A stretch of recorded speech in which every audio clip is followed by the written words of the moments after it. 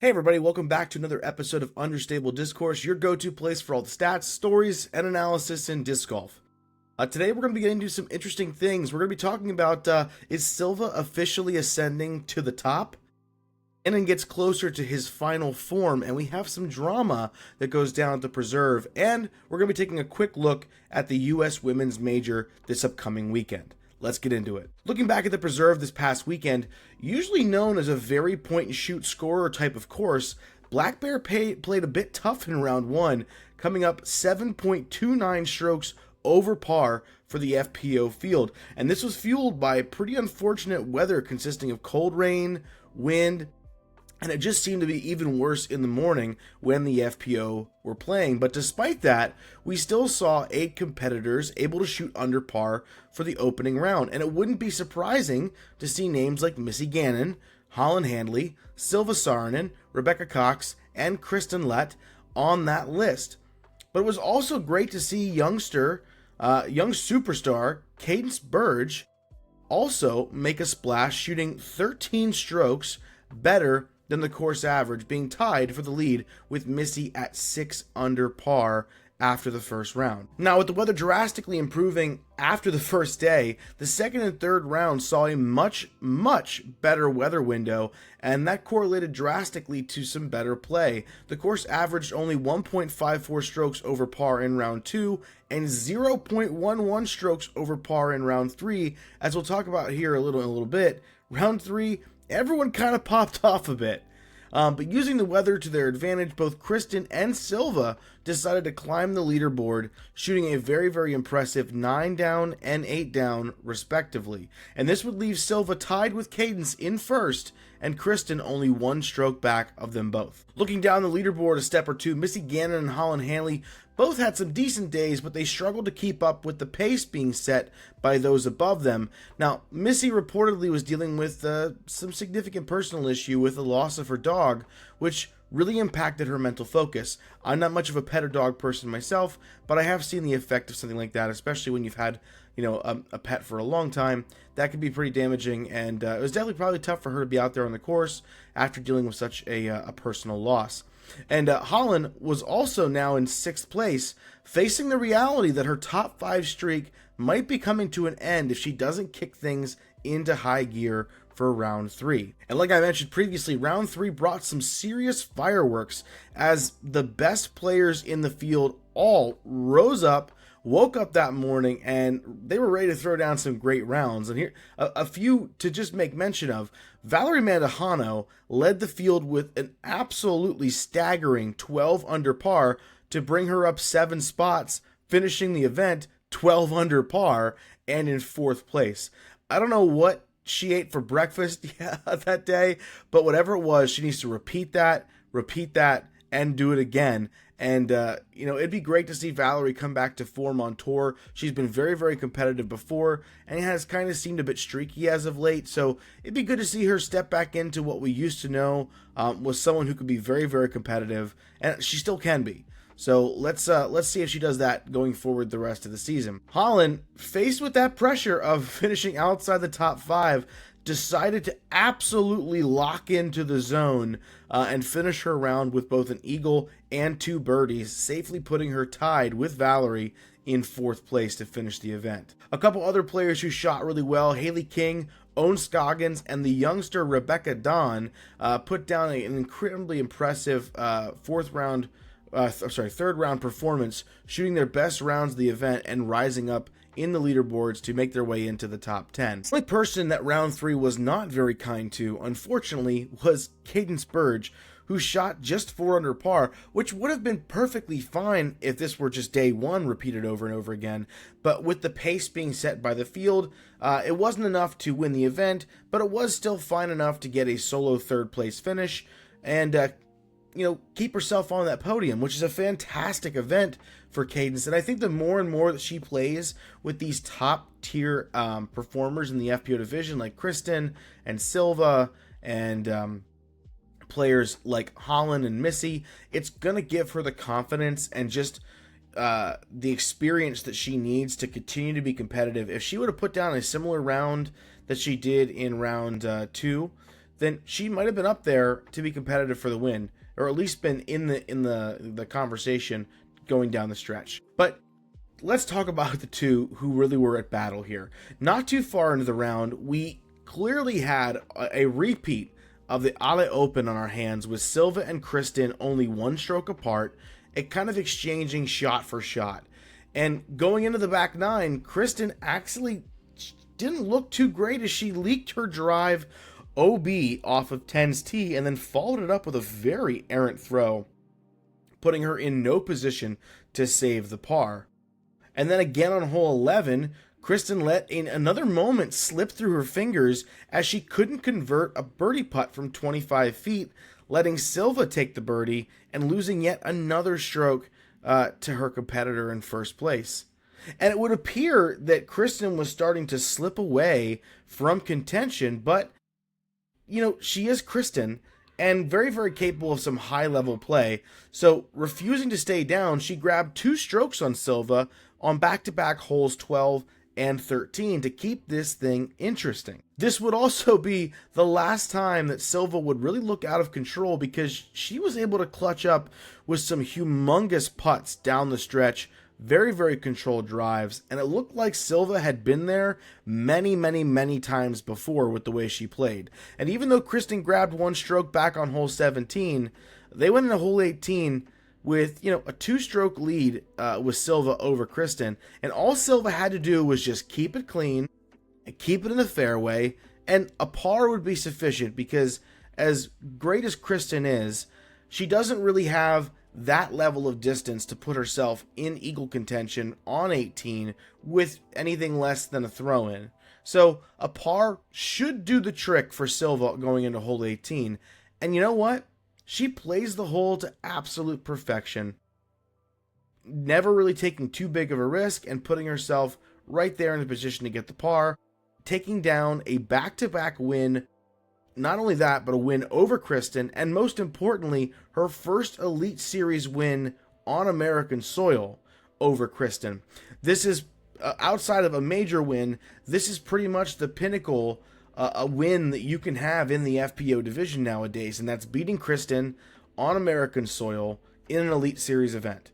I guess you could make the argument this would be more impressive if it was an Elite Plus event, but I honestly, it's a non-major Elite Series win over the best player in the world in the most competitive area of the world. So really, really impressive for Silva. Super excited to see what she was doing there. And honestly, it's a big moment, and it couldn't come at a better time just before the major coming up this weekend. Now, a big differentiator for Silva this week were really her stats, because if you look at the entire event, she led the field in 2 very complementary things, and that's C1 in regulation and C1X putting. And that means that she was in C1 more than anybody else and was able to convert while being there more than anyone else.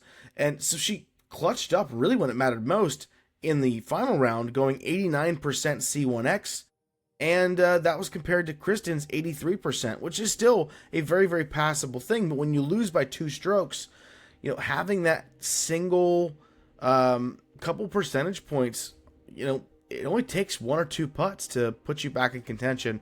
And so big congrats to Silva for her performance this weekend. Looking at FPO in general as a whole, based on what we are seeing so far this season, it feels to me like Kristen, Holland, Silva, and Missy are kind of separating themselves from the rest of the field as like the 4 horsemen who you just have to get past one way or another. I mean, I know that you've got some other players who have wins there, and I think that the absence of like Evelina is pretty significant, because she would normally be someone who's kind of in that conversation. But I would say with her not in the field right now, and with Silva's overall performance, I think she's kind of cementing herself as the clear number 2 in the Euro field and challenging Holland for number 2 in the world. I know that Silva just beat Kristen twice. It's not enough for me to put her above Kristen yet, because they still have clashed a total of 6 times this year, and Kristen has the upper hand 4-2. And the fact that Kristen has not finished outside of second place just lends itself to her overall consistency. But if Silva comes out and she takes a major win over Kristen this weekend, we can start having a real conversation of, if Silva plays her best, is she in a position to claim her spot as number 1 in the world? And I think at that point we could clearly put her above Holland into number 2 in the world. But the race for the top in FPO is becoming increasingly more difficult to call. And honestly, I don't know about all of you, I love it. I love seeing the parity. I like seeing competitive play and not just someone running away with it from the moment that a tournament starts and just saying, well, we can just give this one to Kristen because we know that Kristen's going to win. Because who would ever want to watch a runaway event? Speaking of runaway events, I guess we should reference, the big elephant in the room, which is what Gannon did to the entire MPO field this past weekend at the Preserve. I mean, to understand just how dominant of a performance that we saw, Gannon could have just shot even par on round 1 or not showed up and taken no strokes on round 1, and his second and third rounds alone would have tied him with Corey Ellis for second place. I don't have words for how incredible that is. And what we saw this weekend, I mean, in my personal opinion, going back and looking at like performances over the last maybe decade, this is probably in the top 3 most dominant performances I've seen. Technically, by the numbers, it is the single greatest, most dominant performance. Technically, he tied the record for the biggest biggest difference between first and second place that you can have in an event. If Corey Ellis would have missed that eagle putt, then he would have had the record for that. And I don't get into the ratings very much. This was technically the highest. It's not official yet because there's some time that has to go into place here, but it's unofficially the highest rated event performance we've ever seen from anyone in the MPO field at like an Elite Series or major event ever. And like I said, the margin of victory was humongous. I'm trying to think of any possible event or performance in the last decade that is more impressive than that. And honestly, the only ones that I go to, which are not more impressive but kind of give me the same vibes, are if you look at the Champions Cup a number of years ago when Isaac Robinson felt like he was just untouchable over at WR Jackson across 4 rounds. I get a vibe there that's very, very similar. But even then, he only won by 5 strokes. But that's what I mean, like in terms of an event where it feels like the person who's winning will never be caught. This what we saw this weekend goes even beyond that. And the part that's the most worrisome and frustrating is that he makes it look so easy. I mean, anyone watching who's never seen disc golf before would be like, that seems like a pretty easy thing to do, because like there's just something about the way that Gannon plays disc golf that doesn't make you think he's working very, very hard to be very good at it. I don't know. It's hard to not just wrap up the recap for the Preserve right here, but there's some other names that I want to call out. This is the second event in a row that we've seen Corey Ellis entering the fray and putting himself in contention. And quite frankly, this performance from Corey would have been enough to win the event in years past, but he just ran into the wall that is Gannon Buhr. But it's good to see him heating up as we get closer to the major rush. Maybe he's feeling that that urge to get back to the European Open, and he's won there before. So I'm really excited to see him playing well week after week, and let's see if he kind of keeps that up as they move into future events. I think based upon the way the course is designed, he should be able to transfer a lot of these performances into a solid event out at the Discmania Challenge at Des Moines. We also saw some names on the leaderboard that we don't typically get to see, like Carter Aarons, Silas Schultz, and Noah Meinsma. So big congrats to them for putting down some really solid performances. But I have to talk for a moment about Anthony Barella. I'll admit I was pretty perplexed watching him play that final round. Yes, technically he was 10 strokes back of Gannon Buhr to start round 3, but some of his choices early on were kind of tough for me. He tried to go for the green on hole 1, which they were saying on coverage that maybe with a really, really incredible prevailing wind, he could have done it, but just couldn't get there. He ended up carting a double bogey on hole 1, and then he got hyper aggressive on hole 4 and almost threw away his chance at getting a birdie there. To me, it didn't feel like he cared enough to really try to lock in and catch anybody and just wanted to throw fun shots. And don't get me wrong, I'm not saying that's a bad thing. It's totally fine to be like, you know what? I can't beat Gannon. I'm going to go out there, have some fun. He was like laughing a lot on the course, which is really great to see. But it also doesn't give me any feeling like he's got some killer mindset to play. Kind of felt like he just was like, well, it is what it is, and I'm going to settle into whatever that may be. But I don't know. Do you think that's a sign of weakness in like the mental game of saying, you know, hey, I know it's 10 strokes, but I'm going to go out there and try to shoot 18 down and put some pressure on this guy? It seems kind of odd to me. But regardless of the odd start that he had, he still shot 11 under par, and he even finished the round going 7 under on the last 5 holes. And I won't even talk about the eagle on 14. Was just the one word I have to describe that eagle was disgusting. All right, disgusting. If I was better at clipping in videos, I'd have that meme of that lady being like, disgusting! But I don't. It's just go back and watch him on hole 14. Unreal. Overall, MPO is looking very interesting now because this is Gannon's 3rd win in 5 events, and he's heating up very, very quickly. I took a deep dive into his stats for the season so far, and before his first win, Gannon kind of came out and said that he felt like his putting was what was holding him back, so he started doing several hundred putts a night, and we can see direct results when you look at the statistics. Because before his first win of the year, Gannon was putting 88% from C1X and 24% from C2. The 5 most recent events, including his 3 wins, he's improved to 89% from C1X, but 37% from C2. That's a ridiculous change from event to event over this short stretch of time. And if you look at just his 3 wins, he's 94% from C1X and 41% from C2. When Gannon Buhr can putt half decently, look out. I mean, it's just insanity to think about. And what's really scary, if you're anyone else on the Pro Tour, what's really scary here is that Gannon is now showing us that he is the type of player who can sit back and really take an introspective look at his game, figure out what's not working for himself, work on it in the middle of the season, and make meaningful changes to his statistics. That is insane. Most players are not able to do that so well, and at this point, every other competitor really just needs to hope that Gannon has an off week every weekend, because if he isn't, I don't know how Gannon loses. Outside of it's a course that doesn't match his game, or he just has a bad week. But I think he's starting to show us it doesn't matter what course it is. I don't know. Gannon's looking pretty hard to deal with. Now, before I move on to the quick recap for next weekend, or the upcoming weekend, there was a small degree of drama that went on in the FPO field this weekend that I want to touch on for just a specific reason. Not very long into the first round, we saw Allie Smith DNF from the event.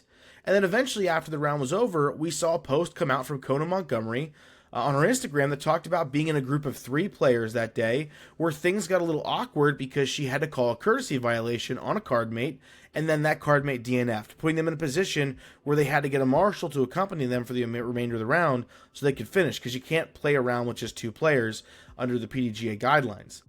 And so we know, based on very, very simple deduction, that cardmate was Allie Smith, who then responded with her own video explaining her side of the situation. But what we basically know so far is there looked like there to be some kind of backup on the groups in front of them. So there was a bit of a slow play thing going on. And so after the drives, Allie was claiming that her drive was ahead of the rest of her competitors, and she kind of wanted to separate herself a little bit, get out of her head. So she kind of walked back towards the tee pad, a bit away from both of her competitors, but she could still see them from where she was at.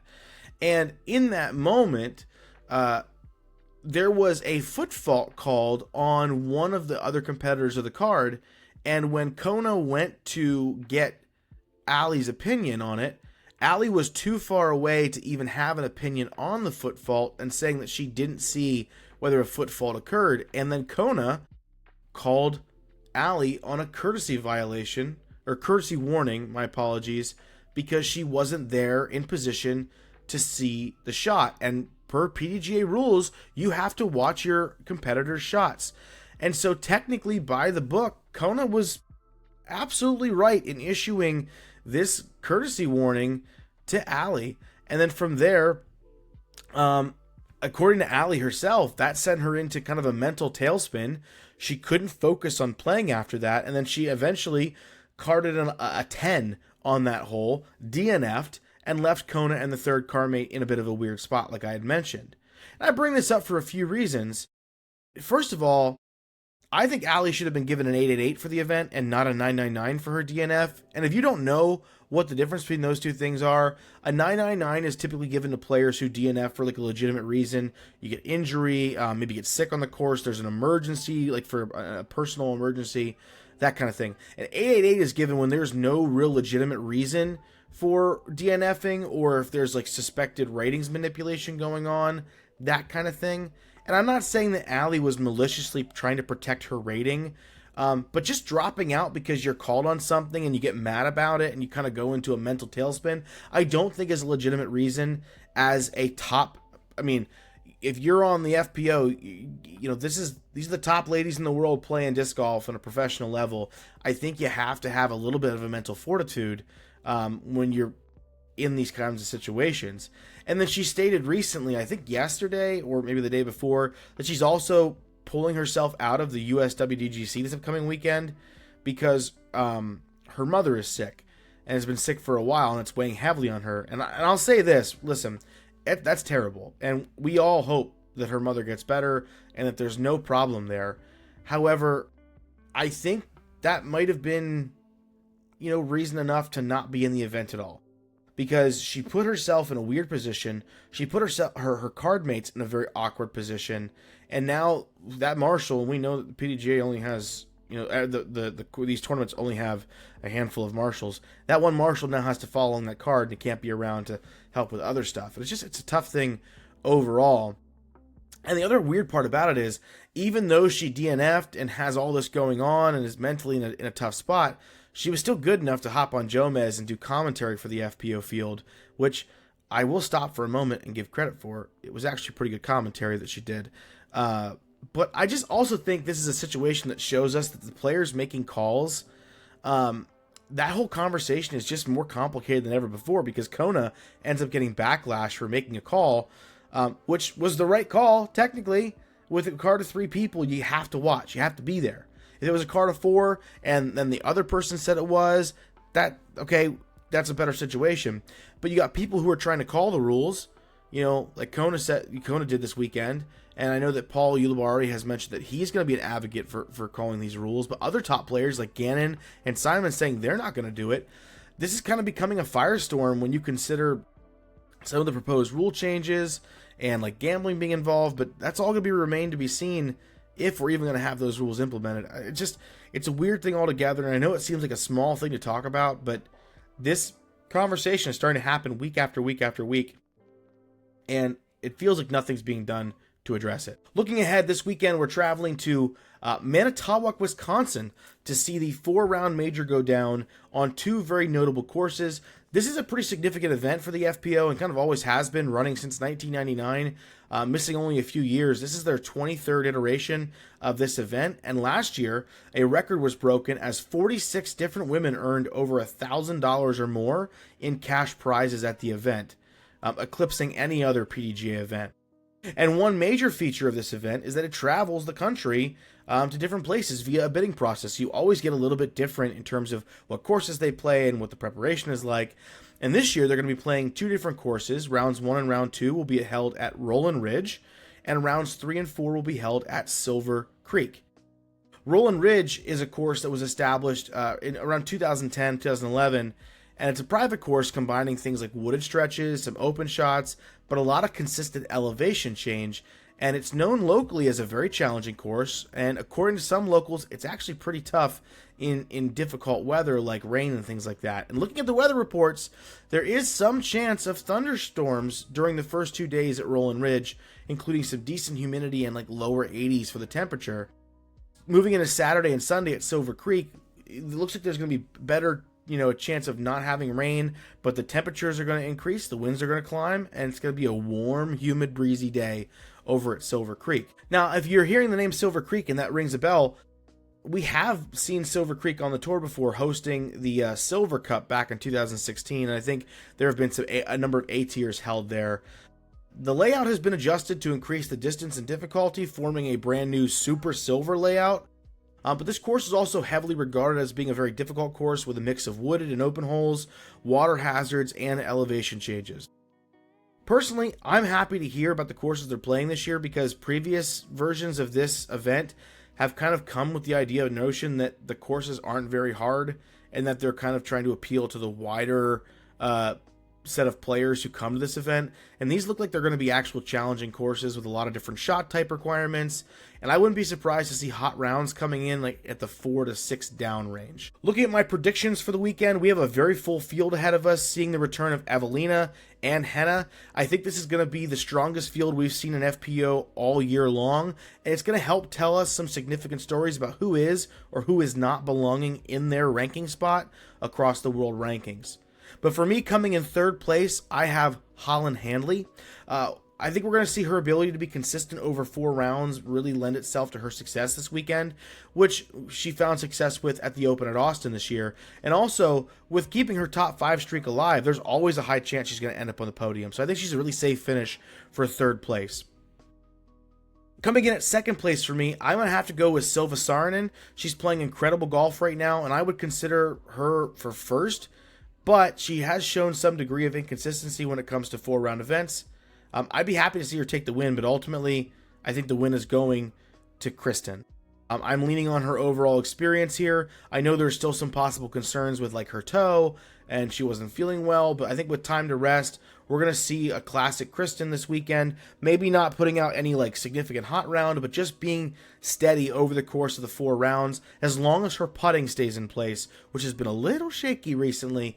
But I think we're going to see her take this down. It's a very, very important major to her. I know it was very, very big for her in previous seasons as well. But what do you think? I mean, is Silva going to pull off the three-peat? Is Missy going to prove me wrong and win the whole thing? Maybe Kat Merch finally shows us what she has there. But let me know what you think in the comments down below. Who are you picking for this weekend? What do you want to see? Are you going to be watching the U.S. women's event? And which course are you most excited to watch? But that does it for our episode today. Thank you so much for watching and being here. I really, really appreciate it. Leave a comment in the section down below. Feel free to give us a like and subscribe. It's the easiest way to support the growth of this channel. We're over here grinding week in, week out. It's been a blast, and I appreciate every last one of you who takes time to watch these videos. But have a great rest of your week. Go out and play some disc golf this weekend. Go watch some disc golf this weekend. And until next time, this is Understable Discourse.